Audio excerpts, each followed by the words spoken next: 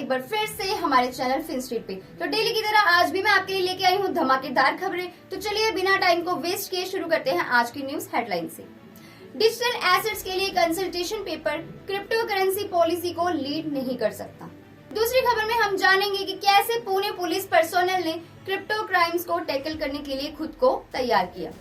फिर लास्टली हम बात करेंगे क्रिप्टो पेपर जल्दी आने वाला है और इसके साथ ही फोरकास्ट ग्रोथ को नहीं है रिवाइज करने की जरूरत, ऐसा कहना है इकोनॉमिक अफेयर्स सेक्रेटरी अजय सेठ का। तो ये थी आज की न्यूज हेडलाइंस। चलिए अब बात करते हैं पहले कंसल्टेशन पेपर के बारे में। एक सीनियर ऑफिसर के अकॉर्डिंग इंडिया नियर फ्यूचर में क्रिप्टो करेंसी को बैन या लीगलाइज नहीं करने वाला है, ऐसी कोई भी पॉसिबिलिटीज नहीं नजर आ रही हैं।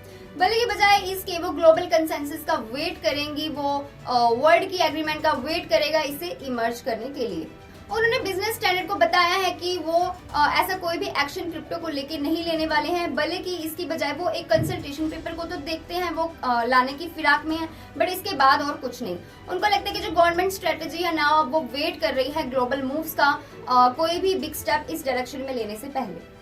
इकोनॉमिक अफेयर्स सेक्रेटरी अजय सेठ ने मंडे को ये कहा है कि डोमेस्टिक और मल्टीलेटरल इंस्टीट्यूशंस के साथ एक लंबी डिस्कशन करने के बाद रेडी करने के बाद वर्चुअल डिजिटल एसेट्स पर कंसल्टेशन पेपर को रिलीज करने के लिए वो बिल्कुल रेडी थे। एक और ऑफिसर के अकॉर्डिंग जो गवर्नमेंट है उसने FATF यानी फाइनेंशियल एक्शन टास्क फोर्स की गाइडलाइंस को लेके चिंता जताई है, कंसर्न रेज किया है और इस मामले में उसने दूसरी कंट्रीज से भी डिस्कशन की है। FATF स्टैंडर्ड्स क्राइम को रोकने के लिए, प्रिवेंट करने के लिए, करप्शन को एंड टेररिज्म को प्रिवेंट करने के लिए एक कोऑर्डिनेटेड ग्लोबल रिस्पांस को एंश्योर करते हैं और इसके साथ ही जो भी मनी जनरेट होती है इन क्राइम से उसमें भी ये अपना सपोर्ट देंगे, उसमें भी ये इन अथॉरिटीज की हेल्प करते हैं। अब क्रिप्टो करेंसीज पर बैन लगाना चाहिए या नहीं, इसको लेके गवर्नमेंट डिपार्टमेंट्स के जो व्यूज हैं वो डिवाइडेड हैं।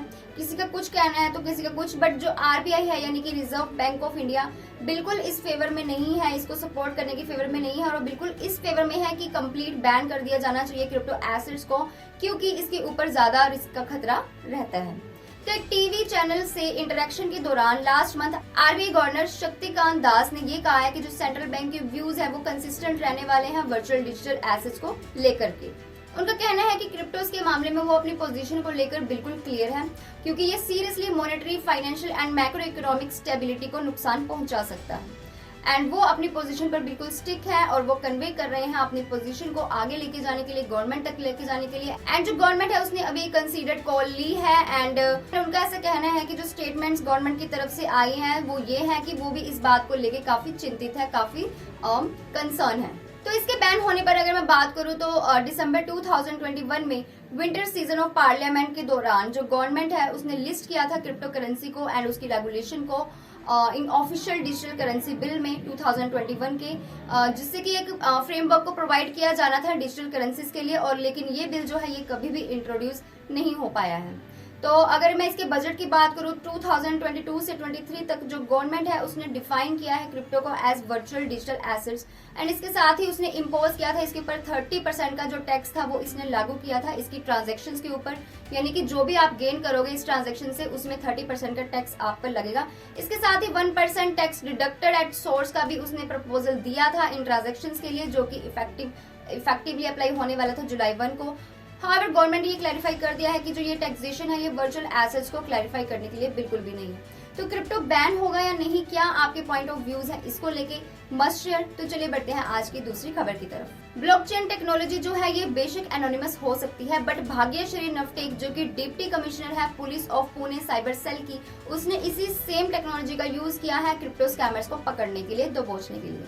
जी हाँ, विदाउट एनी टेक्निकल सपोर्ट और एक्सपर्टाइज ये जो पुणे पुलिस ऑफिसर है रिसेंटली इन्होंने कुछ मेजर क्रिप्टो स्कैमर्स को, मेजर क्रिप्टो करेंसी स्कैमर्स को इन्होंने पकड़ा है, दबोचा है और साथ ही उनकी क्रिप्टो वॉलेट्स को भी ट्रेस किया है, जिसमें से 237 बिटकॉइंस मिले हैं जिसकी कीमत है ₹533 करोड़।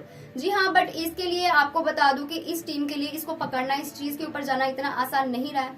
अब बात करें थोड़ी भाग्यश्री नवटेक के बारे में, तो ये जो नवटेक एक IPS ऑफिसर है महाराष्ट्र कैडर की फ्रॉम लातूर से, जिसकी ट्रांसफर हुई थी पुणे साइबर सेल में अक्टूबर 2020 में।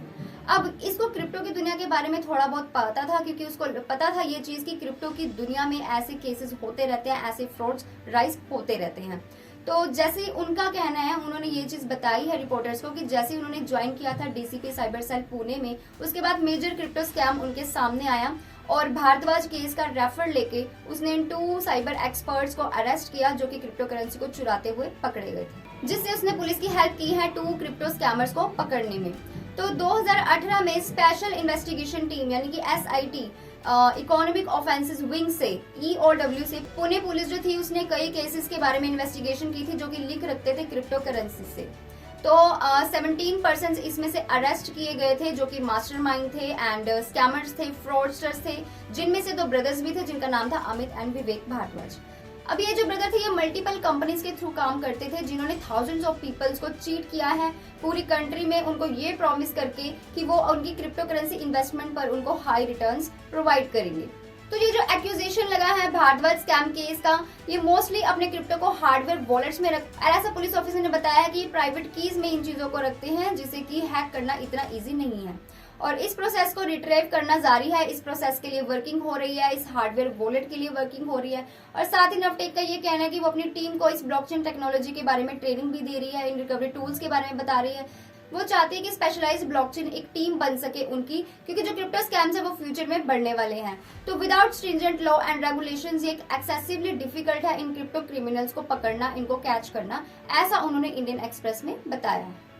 तो चलिए फाइनली अब बात करते हैं आज की आखिरी न्यूज के बारे में। तो जो सेंटर है वो प्लान कर रही है एक फ्रेश कंसल्टेशन पेपर के बारे में ऑन क्रिप्टो करेंसी पर, और ये जो लॉ है डिजिटल एसेट्स का लाइकली ये ज्यादा टाइम ले सकता है, ऐसा secretary of economic affairs Ajay सेठ का कहना है।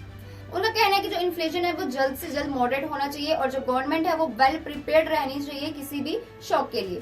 क्रिप्टो करेंसी के ऊपर बात करते हुए उन्होंने कहा है मंडे को रिपोर्टर्स को, उन्होंने बताया है कि उनका जो कंसल्टेशन पेपर है वो फेयरली रेडी है और वो अभी डीप डाइव में जाने वाले हैं इनके। हालांकि अभी उन्होंने ये मेंशन नहीं किया है कि ये कब पुट आउट होने वाला है, लेकिन सोर्सेज के अकॉर्डिंग इसको अगस्त में एक्सपेक्ट किया जा रहा है कि ये आ जाएगा। तो इकोनॉमिक अफेयर सेक्रेटरी ने लॉ ऑन क्रिप्टो करेंसीज के बारे में कहा है कि ये थोड़ा ज्यादा टाइम ले सकता है क्योंकि इंडिया जो है इसके साथ ही वो वेट कर रही है इंटरनेशनल फ्रेमवर्क का और क्लोजली वो इसको एंगेज भी कर रहे हैं international monetary fund and world bank के लिए। इसके साथ ही अगर मैं reserve bank of India RBI की बात करूं तो RBI बिल्कुल अपोज्ड है इस चीज के, प्राइवेट डिजिटल करेंसीज के लिए वो बिल्कुल अपोज्ड है। जैसे कि मैंने आपको पिछले न्यूज में भी बताया था कि 30% टैक्स जो था उसने गवर्नमेंट ने लगाया है, लगने की बात हुई है। तो लेटेस्ट कंसल्टेशन पेपर जिसको एक्सपेक्ट किया जा रहा है कि प्रोवाइड करेगा, कुछ क्लैरिटी देगा गवर्नमेंट के स्टैंड के ऊपर, इंडस्ट्री को एक न्यू क्लैरिटी देगा। इसके साथ ही क्रिप्टो ट्रेड में भी कुछ क्लैरिटी देखने को मिलेगी। तो that's all for today's video. ये थी आज की crypto news. I hope you like this video. ऐसे इन्फॉर्मेटिव वीडियोस के लिए स्टे ट्यून्ड विद फिनस्ट्रीट।